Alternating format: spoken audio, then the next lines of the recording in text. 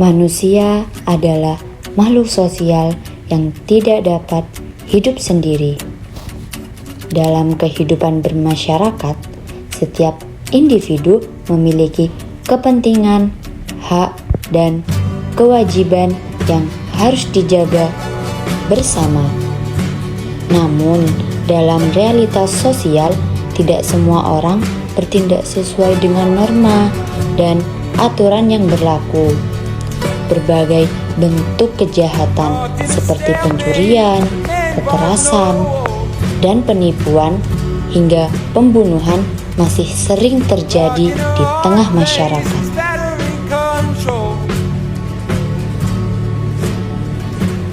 Untuk mengatur, membatasi, dan menindak perbuatan-perbuatan tersebut, negara menghadirkan hukum pidana sebagai salah satu instrumen hukum yang paling penting.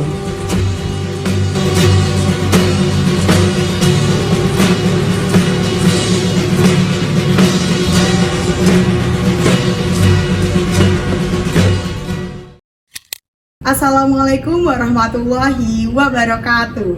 Di sini saya atas nama Monik Meizaida Istan dengan NIM 2441020300002 dan di sini dengan teman-teman saya. Saya bernama Serwil Lanang Ilalang Ursedra dengan NIM 24410203005. Dan saya Pinkan Sopil Widanur Arifin dengan NIM 2421020300024. Kami di sini akan memenuhi tugas dari mata kuliah Hukum Pidana, Hukum Tata Negara 5.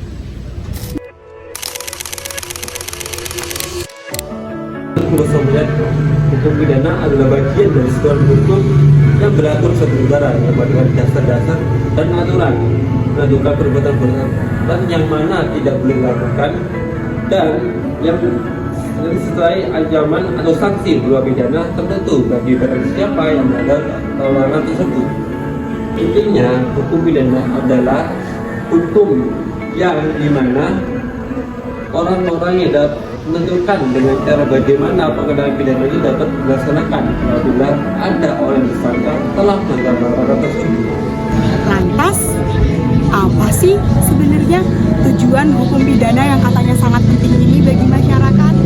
Nah, baik, di sini saya akan menjelaskan tujuan dan fungsi dari hukum pidana. Apa sih tujuan diadakannya hukum pidana? Iya kan? Nah, jadi tujuannya diadakannya hukum pidana bagi masyarakat adalah untuk menjaga agar masyarakat terhindar dari segala kejahatan yang ada.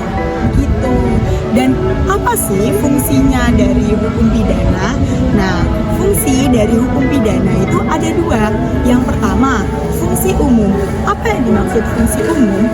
Nah, fungsi umum adalah fungsi yang mengatur kehidupan masyarakat untuk menyelenggarakan tata tertib.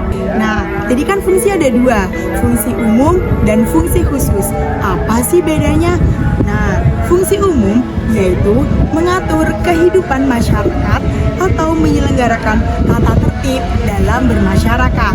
Nah, yang kedua yaitu fungsi khusus. Apa sih fungsi khusus itu? Yaitu untuk melindungi kepentingan hukum terhadap serangan dari tindak pidana atau melindungi kepentingan hukum dari perbuatan yang hendak melanggarnya. Nah, seperti yang telah disebutkan sebelumnya, setelah kita belajar dua fungsi tadi, kita bisa tahu seberapa penting hukum pidana bagi masyarakat. Nah, ia tidak hanya menghukum, namun juga melindungi secara umum maupun secara khusus. Nah, hukum pidana juga bisa disebut sebagai ultimum remedium atau upaya terakhir dalam penegakan hukum. Jadi, pentingnya hukum pidana bagi masyarakat tidak lain karena melayani pelaksanaan dan juga perlindungan norma-norma tata hukum lainnya. Juga hukum pidana itu mempunyai hubungan erat dengan tata hukum lainnya. Seperti apa? Nah, contoh, larangan yang sudah diatur dalam hukum tata negara, hukum administrasi, hukum perdata, dan bahkan hukum lainnya akan menjadi berisi apabila pelanggarannya diancam dengan sanksi hukum pidana. Nah, oleh karena itu, hukum pidana juga bisa disebut sebagai hukum sanksi. Karena apa? Tanpa adanya sanksi pidana, aturan-aturan hukum lain akan kehilangan daya paksanya. Nah, hukum pidana menciptakan kepastian hukum. Ia menegaskan bahwa setiap pelanggaran serius terhadap nilai-nilai sosial yang sudah diatur oleh hukum akan mendapatkan konsekuensi yang jelas apabila peraturan-peraturan tersebut dilanggar. Nah, sehingga masyarakat dapat hidup dalam ketertiban dan rasa aman. Oke, di sini saya akan menjelaskan tentang syarat-syarat hukum pidana. Untuk dapat menganalisis sebuah kasus, kita perlu memahami dasar-dasar yang harus dipenuhi agar suatu perbuatan dapat disebut sebagai tindak hukum pidana. Dalam buku Ajar Hukum Pidana yang dikarang oleh Bapak Helmi Zaki Mardiansyah SHMH, syarat-syarat ini diuraikan secara tegas gimana harus terpenuhi 4 syarat. Yang pertama, harus ada perbuatan yang dilakukan oleh manusia. Perbuatan ini dapat berwujud positif, yaitu melakukan sesuatu, atau bisa berwujud negatif, yaitu tidak melakukan sesuatu, padahal wajib untuk dilakukan. Lalu syarat yang kedua, perbuatan itu harus yang melawan hukum. Maksudnya, perbuatan itu bertentangan dengan hukum, yaitu bertentangan dengan peraturan perundang-undangan dan juga kaidah-kaidah hukum yang hidup di dalam masyarakat. Lalu syarat yang ketiga, harus ada kesalahan. Kesalahan di sini adalah adanya hubungan batin antara pelaku dan perbuatannya, dalam arti bahwa perbuatan itu harus dapat dipertanggungjawabkan kepada si pelaku. Dalam hal ini dibedakan antara kesengajaan dan kealpaan. Yang keempat, terhadap perbuatan itu diancam oleh pidana oleh undang-undang. Hal ini merupakan asas legalitas, di mana ada perbuatan yang dapat dihukum tanpa adanya undang-undang yang mengaturnya sebelumnya, atau nullum delectum nulla una sine previa lege poenali. Keempat syarat ini menjadi fondasi bagi setiap aparat penegak hukum, dari polisi, jaksa, hingga hakim untuk menentukan apakah sebuah peristiwa layak disebut sebagai tindak pidana dan apakah pelakunya dapat dimintai pertanggungjawaban pidana. Inilah inti dari analisis kasus pidana. Jadi, pentingnya hukum pidana bagi masyarakat terletak pada perannya sebagai pagar terakhir untuk menjaga ketertiban, melindungi hak-hak individu, dan menjamin adanya sanksi yang adil dan terukur bagi setiap pelanggar hukum. Semoga pembahasan ini memberikan pencerahan mengenai landasan fundamental dari hukum pidana. Mari kita terus mendukung penegakan hukum demi masyarakat yang lebih tertib dan berkeadilan.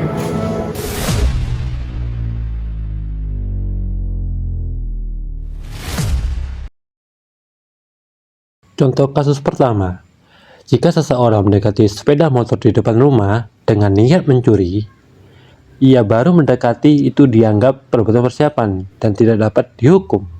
Akan tetapi jika ia sudah meletakkan tangan untuk memegang sepeda, maka ia dapat dihukum atas percobaan pencurian sesuai pasal 53 KUHP.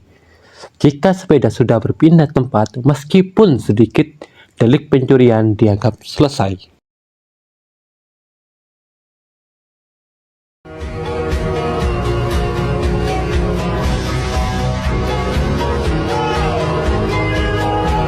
Gabungan Resmo Polda Sulawesi Selatan bersama tim Cyber Polda Jawa Barat menangkap pelaku penipuan melalui media sosial di Kabupaten Rejang Lebong Bengkulu yang melakukan penipuan secara online. Modusnya penipuan online ini memang semakin meningkat, modus penipuan online pun semakin beragam. Aksi penipuan modus gendam dengan sasaran wanita lanjut usia di Kota Sembarang ini berhasil diungkap. Seorang perempuan di media sosial, seorang pria pelaku penipuan berhasil memperdaya korbannya untuk mentransfer uang hingga 500 juta rupiah.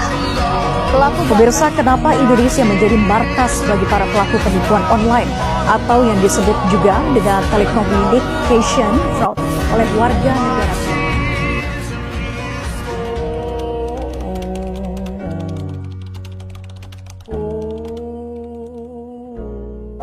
Nah, dari banyaknya kasus penipuan yang marak akhir-akhir ini, seperti contoh penipuan arisan skema ini yang dilakukan oleh seorang wanita, dia melakukan penipuan ringan seperti dalam pasal 379 KUHP sebanyak 3 kali berturut-turut.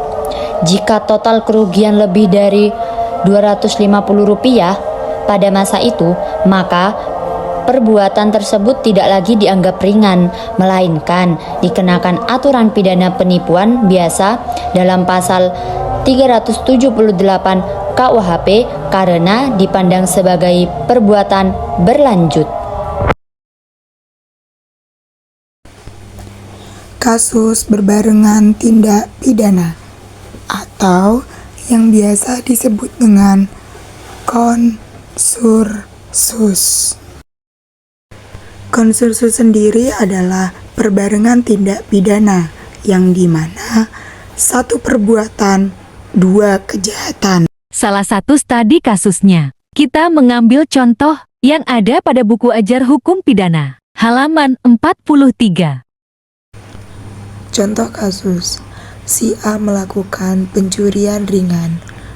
Nah, ia tidak hanya melakukan pencurian ringan dan melanggar pasal 364, tetapi ia juga melakukan penggelapan ringan dilakukan pada saat yang bersamaan dan ia melanggar pasal 373. Ia mendapatkan ancaman pidana 3 bulan dengan total pidana maksimal 6 bulan penjara. Nah, batas maksimal kejahatan ringan 8 bulan. Ajaran kausalitas menilai hubungan sebab akibat antara perbuatan dan kerugian korban, yang dimana kasus pidana sebagai laboratorium hidup perilaku nyata dicocokkan dengan KUHP. Dan apa sih tujuan dari diadakannya hukum pidana ini? Tujuannya sederhana, untuk melindungi masyarakat dan menegakkan keadilan berdasarkan hukum pidana yang berlaku. Begitu. Jadi, hukum pidana adalah sangat penting untuk keberlangsungan hidup masyarakat. Hukum pidana merupakan pilar utama dalam menjaga ketertiban, keadilan, dan keamanan masyarakat. Melalui pemahaman yang baik dan kepatuhan terhadap hukum pidana, kita tidak hanya melindungi diri sendiri, tetapi juga berbuat baik dalam bermasyarakat. Mari bersama-sama menjunjung tinggi hukum pidana demi terciptanya masyarakat yang adil, aman, dan bermartabat. Sekian video hukum pidana kami. Saya Monik Maizaida Ishan. Dan saya Sterwila Rangga Harfitra. Dan saya Pungkan Sofi Widan Nur Arifin mengucapkan